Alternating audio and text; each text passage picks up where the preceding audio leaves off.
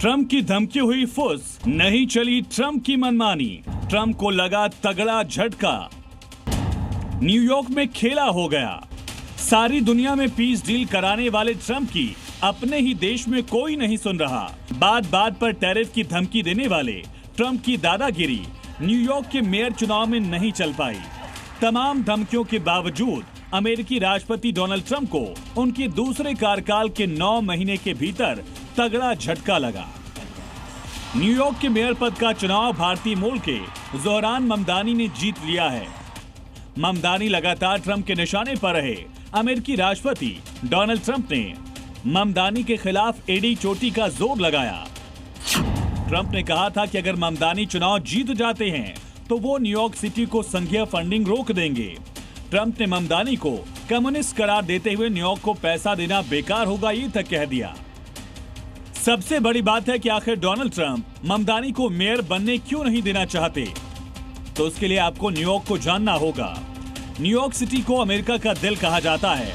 यहाँ का मेयर होना सिर्फ एक शहर का मुखिया बनना नहीं, बल्कि अमेरिका की सबसे प्रभावशाली राजनीतिक कुर्सियों में से एक पर बैठने जैसा है। यही वजह है कि चुनाव पर दुनिया भर की निगाहें हैं। न्यूयॉर्क सबसे ज्यादा जीडीपी वाला शहर है। सालाना जीडीपी करीब $2.3 ट्रिलियन है। न्यूयॉर्क की जीडीपी भारत की जीडीपी के आधे से भी ज्यादा है। यहाँ वॉल स्ट्रीट, सबसे बड़ा शेयर बाजार, गूगल, मेटा और अमेजॉन के हेडक्वार्टर हैं। संयुक्त राष्ट्र का हेडक्वार्टर भी यही मौजूद है। कोलंबिया, कार्नेल जैसी ग्लोबल यूनिवर्सिटीज जमीन और बिल्डिंग दुनिया में सबसे महंगी है। यानी दुनिया के यहाँ करीब 180 से ज्यादा देशों के लोग भी रहते हैं। और न्यूयॉर्क का जो भी मेयर बनता है उसका रोल एक मिनी पीएम की तरह होता है, क्योंकि न्यूयॉर्क सिटी का अपना अलग बजट है जो $100 अरब से ज्यादा है।